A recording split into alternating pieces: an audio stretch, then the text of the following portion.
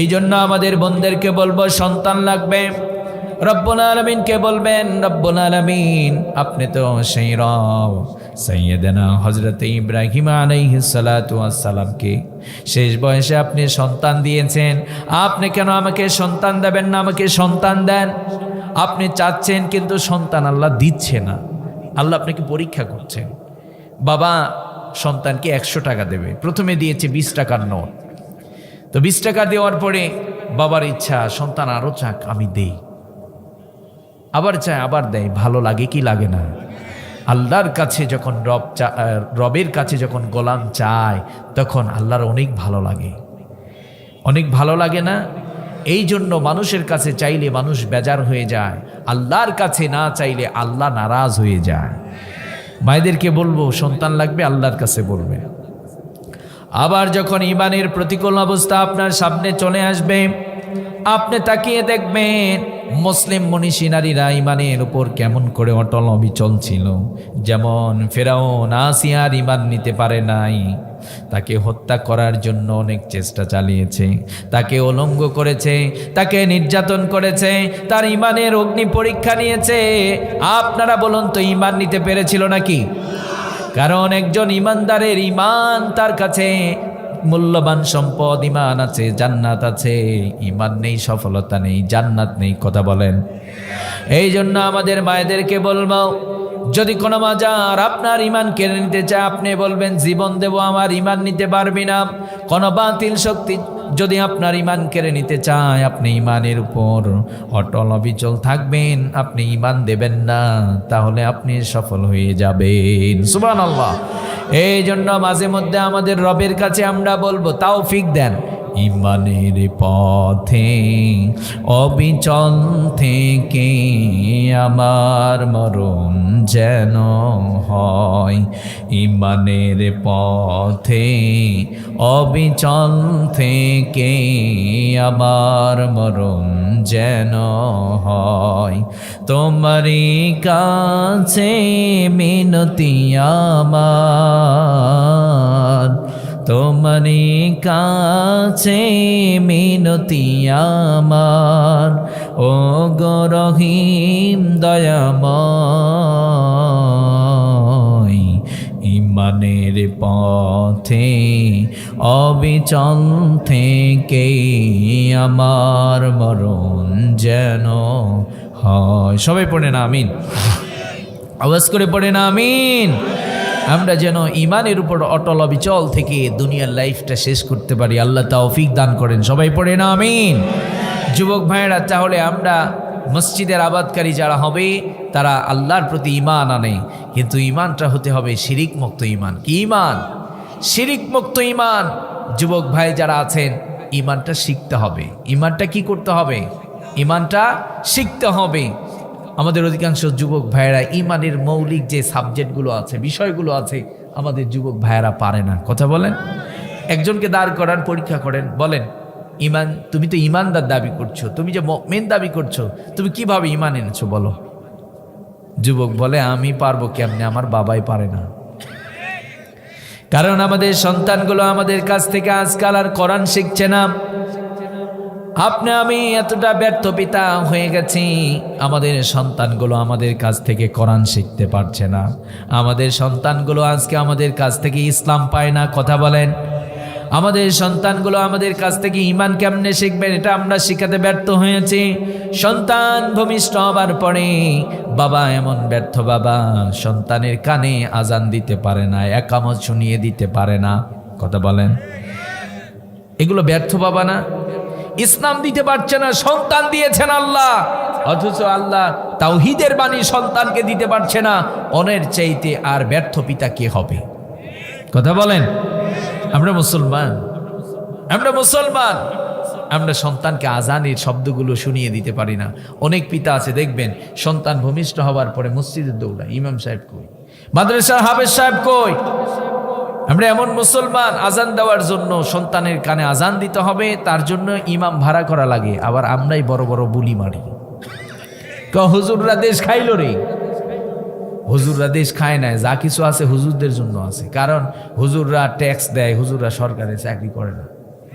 কথা বলেন। হুজুররা ট্যাক্স দেয়, হুজুরদের কাছ থেকে ট্যাক্স নেয়, কিন্তু হুজুররা চকিদারের চাকরিও পায় না। আমাদের টাকা সরকার নিল, আর ওই যে ঘুষখোর চাকরিজীবীরা, ওরা খায়ে খায়ে দেশের টাকা চুরি করে আমাদের দেশের অর্থনীতিকে পঙ্গু করে। ওরা হয় সম্মানিত, ওরা চোর বাটপারা হয় না, আর হুজুররা হয় দেশটা খাইল রে। এই কথাগুলো মানা যায়? এগুলো মানা যায় না।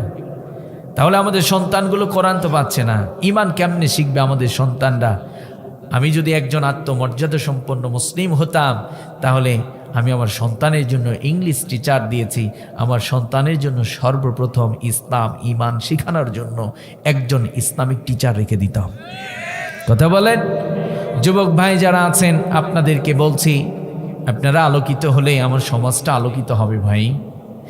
আপনারা যদি নামাজি হয়ে যান, নতুন প্রজন্ম যারা আসবে তারাও নামাজি হয়ে যাবে। আপনারা যদি কোরআন পড়নেওয়ালা হয়ে যান, আপনার ফ্যামিলিটা কোরআন পড়নেওয়ালা হয়ে যাবে। কথা বলেন? আজ থেকে আমাদের যুবকদেরকে বলছি, 2025 সাল শুরু হয়েছে। আমি জানি না আপনারা 2025 সালকে কিভাবে ওয়েলকাম জানিয়েছেন, আমি জানি না। তবে আপনাদের কাছে একটা অনুরোধ করব, যে মুসলিম হিসাবে আমি একটা অনুরোধ করব, সেটি হলো আগামীকাল থেকেই রমাদানের আগে প্রতিটা বাড়িতে যেন, আমাদের মা বোনদেরকেও বলছি, প্রতিটা বাড়িতে যেন ইসলামিক একটা লাইব্রেরি থাকে। কি থাকে? একটা লাইব্রেরি থাকবে, যেখানে কোরআনের কপিগুলো থাকবে, যেখানে কোরআনের বাংলা অনুবাদ থাকবে, যেখানে তাফসির থাকবে, যেখানে মুসলিম মনীষী নারীদের জীবনী থাকবে। আমাদের অনেক স্বামী অভিযোগ করে, হুজুর আমার স্ত্রী আমার খেদমত করে না, আমার কথা শোনে না। আরে ভাই, আপনার স্ত্রী তো দিনই শিক্ষা পায় নাই, আপনি কেমন স্বামী আপনার স্ত্রীকে দিন দিতে পারলেন না?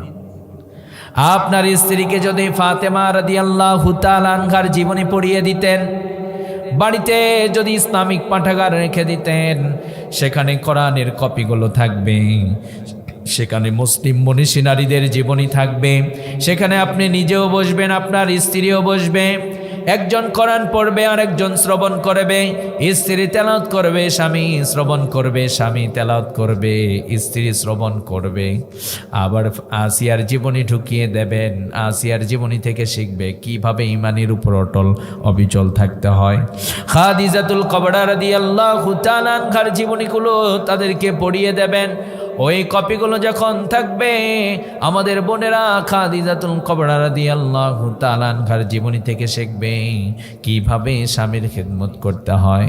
বিশ্বনবী সাল্লাল্লাহু আলাইহি ওয়াসাল্লামের এমন প্রিয় স্ত্রী ছিলেন খাদিজাতুল কুবরা রাদিয়াল্লাহু তাআলা আনহা, এমন খেদমত করতেন, রব্বুল আলামিন খুশি হয়ে আসমান থেকে তাকে সালাম পাঠিয়েছেন। সুবহানাল্লাহ। আপনার আবার প্রিয় নবী বিশ্বনবী সাল্লাল্লাহু আলাইহি ওয়াসাল্লাম দিনের কাজে বাইরে যেতেন, গভীর রাত হয়ে যেত, দরজায় যখন নক করতেন, সাথে সাথেই দরজাটা ওপেন হয়ে যেত।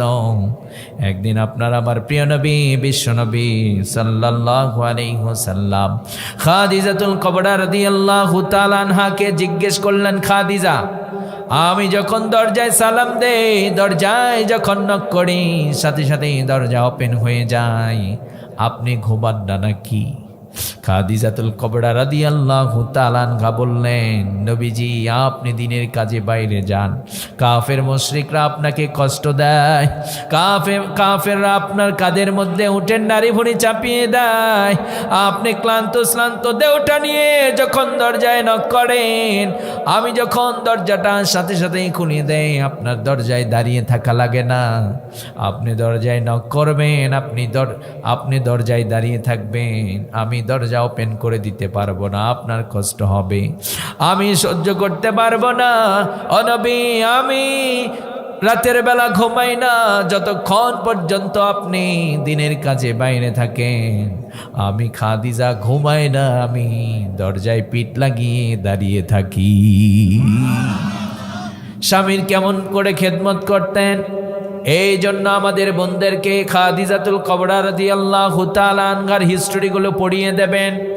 ও ইসলামিক লাইব্রেরিতে যখন আসিয়ার জীবনী থাকবে, সুমাইয়ার জীবনী থাকবে, খাদিজাতুল কুবরা রাদিয়াল্লাহু তাআলা আনহার জীবনী থাকবে, আমাদের বোনেরা অবসর টাইমটা ওইটাতে বসবে, বসে বসে এই কিতাবগুলো পড়বে, সেখান থেকে স্বপ্ন লালন করবে।